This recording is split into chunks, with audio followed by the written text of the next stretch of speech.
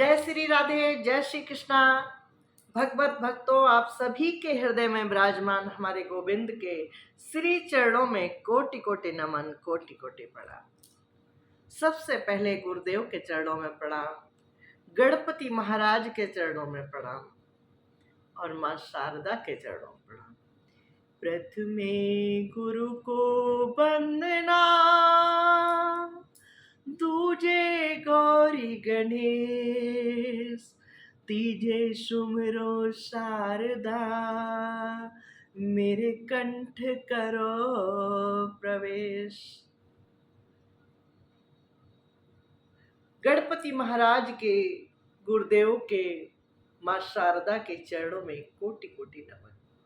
नवग्रह मंडल देवताओं के चरणों में नमन, गौ माता के श्री चरणों में नमन, सभी संतों के श्री चरणों में नमन, ब्रह्मांड में विराजमान 33 कोटि के सभी देवताओं को कोटि कोटि नमन, कोटि कोटि वंदन।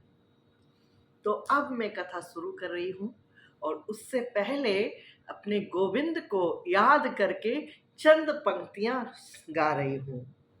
मुश्किल है सहन करना ये दर्द जुदाई का, ये दर्द जुदाई का।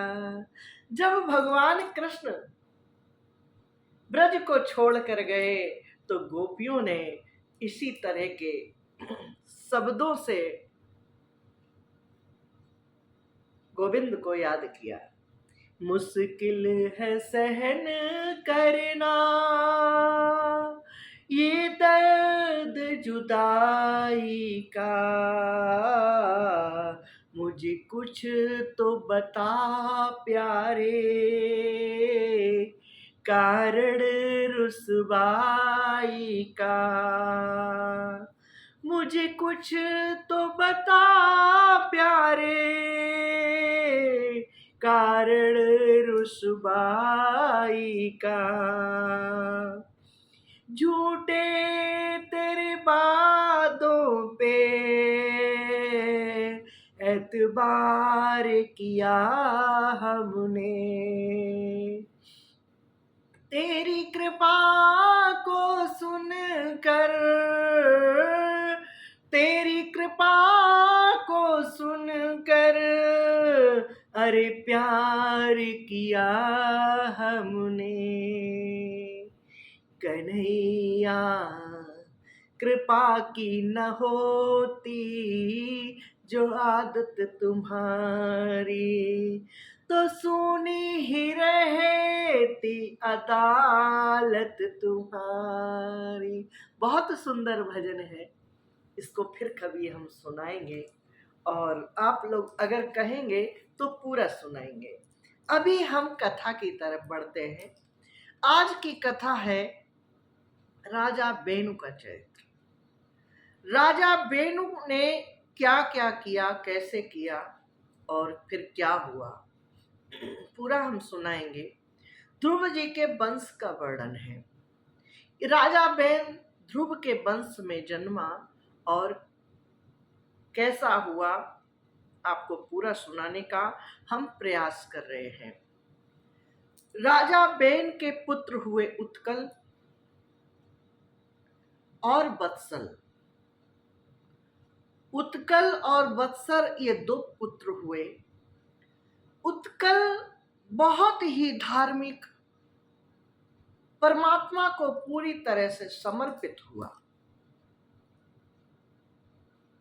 संपूर्ण लोगों को अपने आत्मा के भीतर महसूस करता और संपूर्ण लोगों में अपनी आत्मा को महसूस करता। ब्रह्म को वो अपना स्वरूप मानता।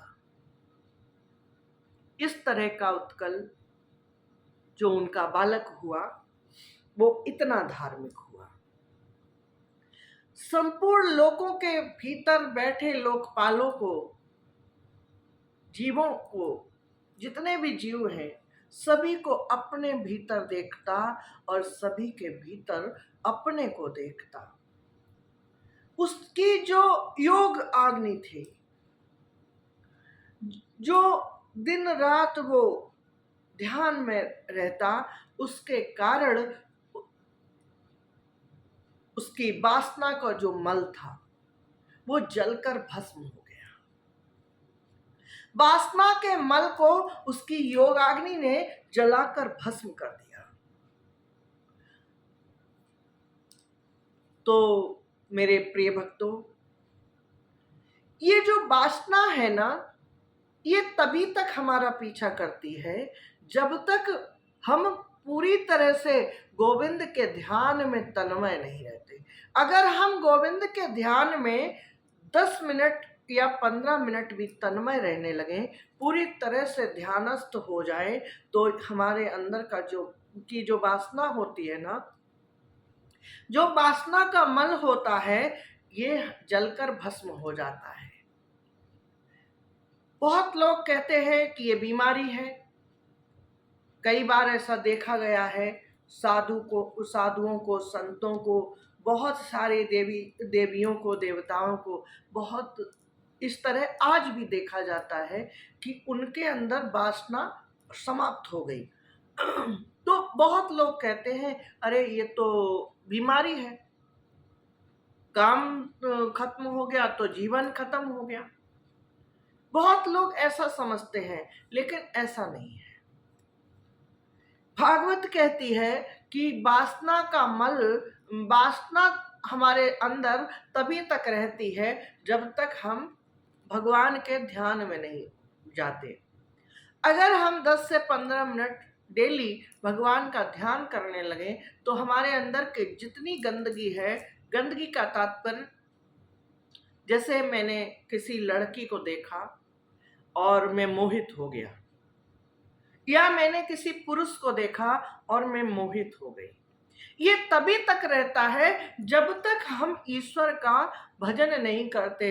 भजन तो करते, लोग कहते हम बहुत भजन करते, हम बहुत पूजा पाठ करते, बहुत कुछ करते, लेकिन अगर वो पूरी तरह से ध्यानस्थ होकर करें, तो मैं दावे के साथ कह सकती हूँ, उनके भी वासना का मल समाप्त हो जाएगा।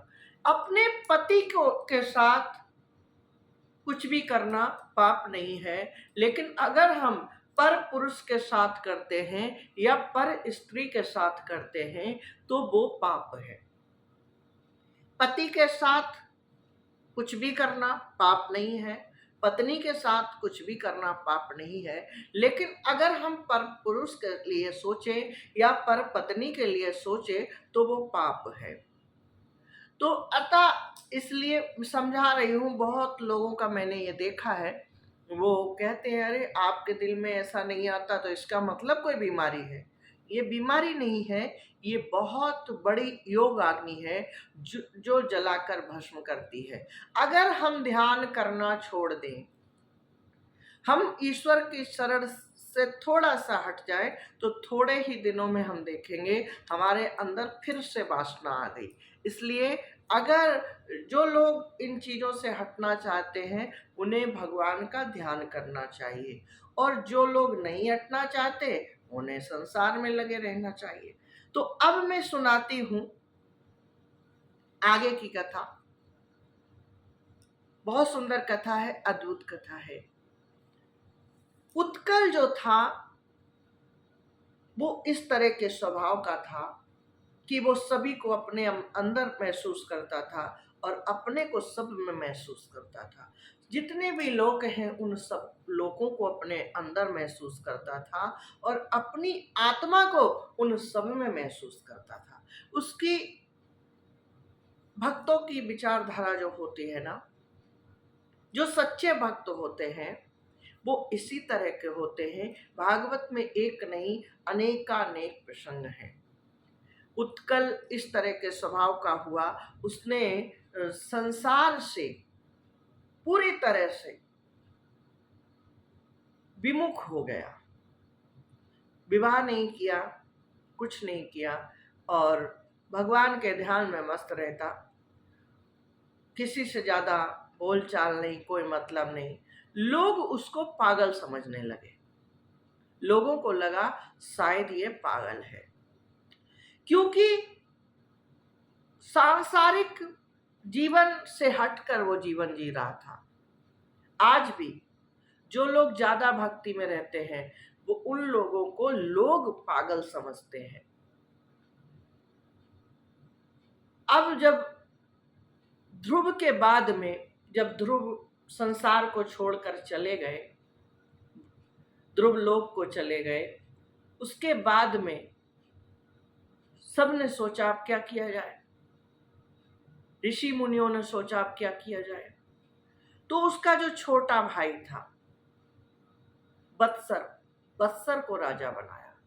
भूमिपुत्र,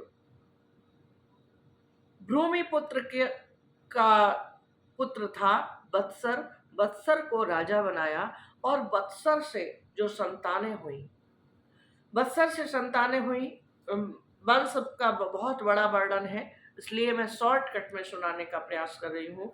मुझे राजा बेन की कथा सुनानी है और बीच के प्रसंग को हटाना पड़ेगा, क्योंकि अगर मैं ये वंश वर्णन सुनाऊंगी तो शायद आप लोग बोर हो जाएंगे, इसलिए मैं शॉर्टकट में सुना रही हूँ। तो वत्सर के जो संतानें हुई, उनसे कुछ संतानें हुई और उनके बाद और संतानें हुई। इस तरह से 4-5 पीढ़ियों के बाद में, 4-5 पीढ़ियों के बाद में राजा अंग का जन्म हुआ। राजा अंग भगवान को बहुत मानते थे। उनसे राजा बेन का जन्म हुआ।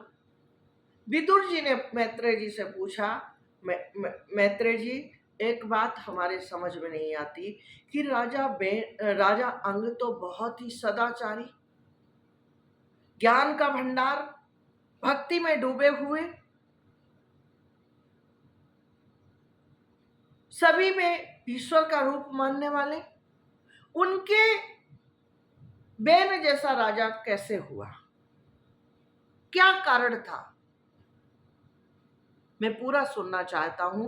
मुझे बहुत सुनने की उत्सुकता है जब से आपने बताया कि राजा बेन बहुत क्रूर शासक हुआ।